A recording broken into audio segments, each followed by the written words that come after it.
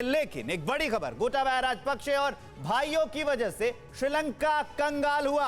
राजपक्षे परिवार पर भ्रष्टाचार के कई बड़े आरोप हैं। राजपक्षे परिवार पर 42,000 करोड़ देश से बाहर भेजने का आरोप लगा है। इतनी बड़ी रकम 42,000 crore central bank of Sri Lanka के गवर्नर ने बाहर भेजने में सहायता की है, यह आरोप लगा है। कभी श्रीलंका के बजट के 70% पर राजपक्षे भाइयों का कंट्रोल हुआ करता था। इसकी वजह से बर्बाद हुआ है ये पूरा श्रीलंका।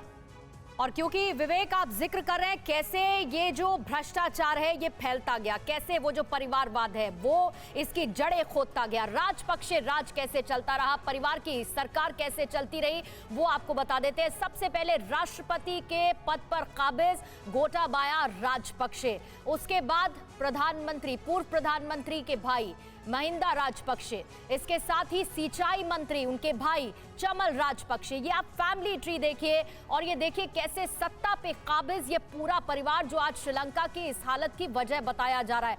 पूर्व वित्त मंत्री जो भाई हैं बासिल राजपक्षे, इसके साथ ही शशिंद्रा राजपक्षे जो कि चामल राजपक्षे के बेटे हैं यानी कृषि राज्य मंत्री के, और नामल राजपक्षे जो कि खेल मंत्री महिंदा राजपक्षे के बेटे हैं, खेल मंत्री के पद पर आसीन थे, और योशिता राजपक्षे जो कि पीएम के चीफ ऑफ स्टाफ यानी महिंदा राजपक्षे के बेटे हैं। फिर निपुण राणावका राजपक्षे ये राज्य मंत्री हैं और महिंदा राजपक्षे के भांजे हैं।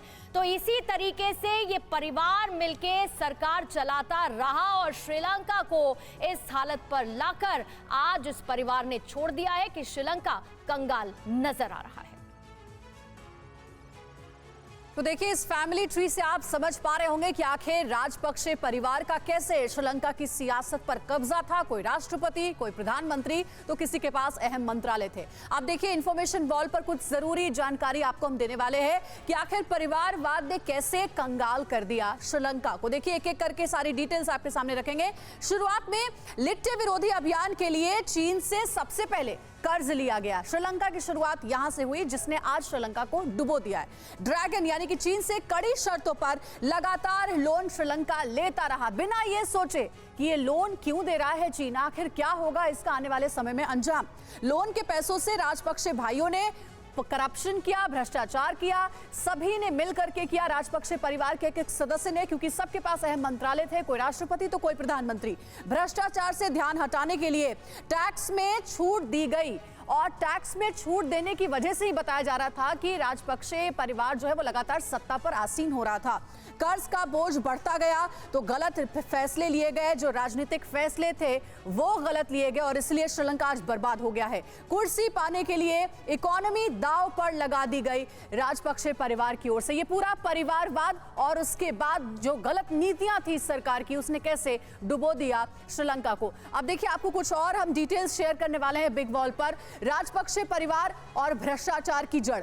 महिंदा राजपक्षे की सबसे पहले बात करते हैं जो कि पूर्व प्रधानमंत्री हैं। ये भी भाग गए थे बीते 11 मई की तारीख को अपने परिवार के साथ। राष्ट्रपति और ये प्रधानमंत्री भी रहे महिंदा राजपक्षे। साथ ही चीन से $7 अरब का इन्होंने कर्ज लिया। कर्ज लेने की शुरुआत महिंदा राजपक्षे ने की थी चीन से, और उसके बाद राजपक्षे के करीबियों ने अपनी अपनी पॉकेट भी भरी, सभी ने पैसे कमाए, भ्रष्टाचार जमकर किया। और साथ ही 10 मई 2022 को इन्होंने इस्तीफा दिया क्योंकि लगातार रेजिग्नेशन का प्रेशर बनाया जा रहा था।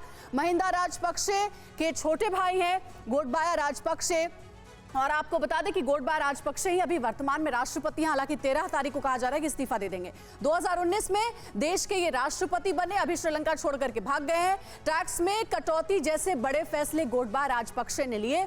मौजूदा संकट के लिए बड़ी वजह इन्हें ही माना जा रहा है। आप देखिए, जो अगला जो सदस्य है राजपक्षे परिवार का वो है बासिल राजपक्षे। श्रीलंका के फाइनेंस मिनिस्टर रहे, वित्त मंत्रालय जैसा महत्वपूर्ण मंत्रालय इनके पास था। राजपक्षे भाइयों में सबसे छोटे हैं बासिल राजपक्षे और इन्हें वित्त मंत्रालय दिया गया था। सरकारी बैंकों में खूब भ्रष्टाचार इन्होंने भी किया। आगे इनके बारे में जानकारी देखिए। लाखों डॉलर की हेराफेरी के आरोप बासिल राजपक्षे के ऊपर भी हैं। अब देखिए, अगला सदस्य कौन है। अब है चामल राजपक्षे। महिंदा राजपक्षे के ये बड़े भाई हैं। इनके पास भी अहम मंत्रालय था। मंत्रालय कौन सा था? शिपिंग एंड एविएशन मिनिस्टर ये रहे। राजपक्षे भाइयों में सबसे कम विवादित ये रहे, कंट्रोवर्सी में नहीं रहे, लेकिन हाँ, इन्होंने भी भ्रष्टाचार खूब किया। लूट के खेल में ये भी शामिल रहे। महिंदा राजपक्षे के अब बड़े बेटे हैं, इनका नाम नमल राजपक्षे है। नमल राजपक्षे के बारे में भी जानकारी देखिए।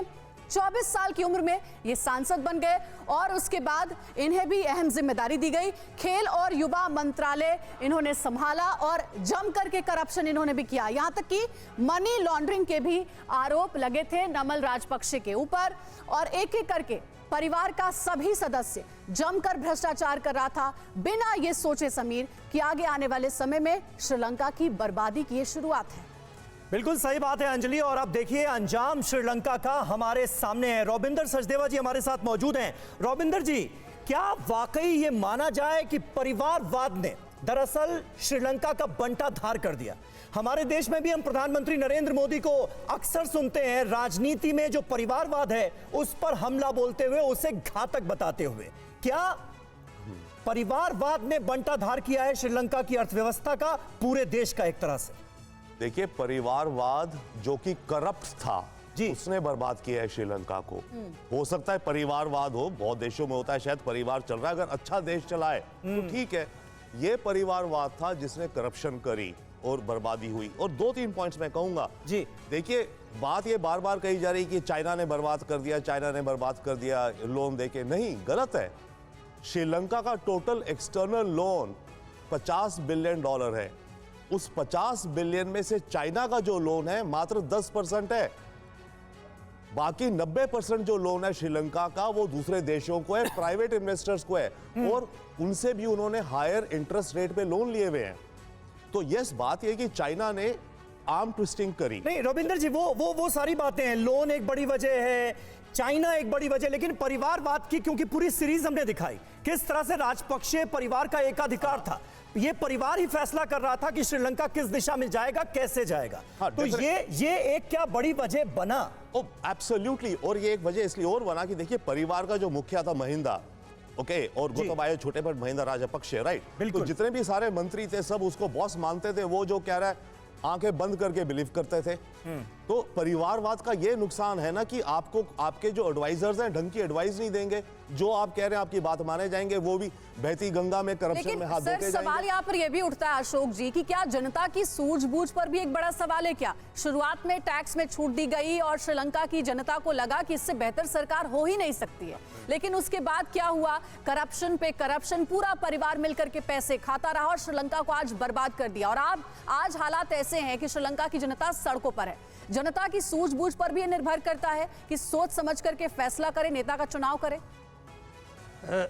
देखिए, जनता तो जिसको बोलते हैं ना, एक उसको तो फ्री भी चाहिए।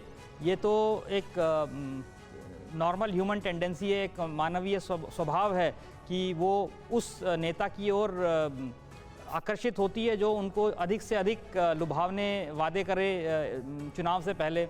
और ये हम भारत में भी कई जगहों पर देख चुके हैं, कई राज्यों में हम ये देख चुके हैं।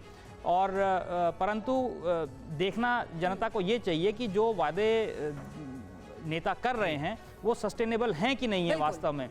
वो आप आसानी से देख सकते हैं अगर आप अपने पिछले बजट को, जो भी आपका बजटरी एलोकेशंस हैं, अगर आप उनको देखेंगे आपको पता चल जाए कि देश का की आमदनी कितनी है और देश का खर्चा कितना है, और अगर टैक्स और किस टैक्स से कितनी आमदनी है, और वो अगर आप उसका एक थोड़ा सा जायज़ा ले लेंगे तो आपको पता चल जाएगा कि अगर सरकार कहती है कि भाई हम आपका इनकम टैक्स हटा देंगे, तो भारत में आप लगा लीजिए कि 3,000 से 4,000 करोड़ रुपए सीधा आप उसको राइट ऑफ कर सकते हैं अपने बजट में से। तो वो इस तरीके से आपको देखना है कि आपका ये जो नेता आपके जो आपको लुभावने वादे कर रहे हैं वो उसको करने लायक हैं भी कि नहीं है।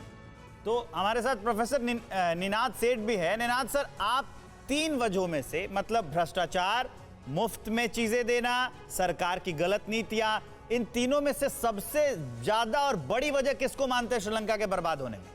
मैं सरकार की गलत नीतियों को और राजपक्षे परिवार की गलत नीतियों को पर्टिकुलरली सबसे गलत मानता हूं और जिम्मेदार मानता हूं क्योंकि आप ये देखिए श्रीलंका और इंडिया में क्या फ़र्क है। इंडिया के एक्सपोर्ट्स में हमारे पास दो चीज़ें हैं जो श्रीलंका के पास नहीं है, जो जिसके कारण वो फंस गए। हमारे पास आईटी एक्सपोर्ट्स है जिससे डॉलर आता है, और हमारे पास एनआरआई लोग हैं जो डॉलर देते हैं। श्रीलंका के पास ये दोनों चीज़ें नहीं है। उनके पास सिर्फ टूरिज्म थी। जब इस्लामिक टेररिज्म हुआ, उससे पहले इस्लामिक टेररिज्म को बड़े हल्के में लिया राजपक्षे ने।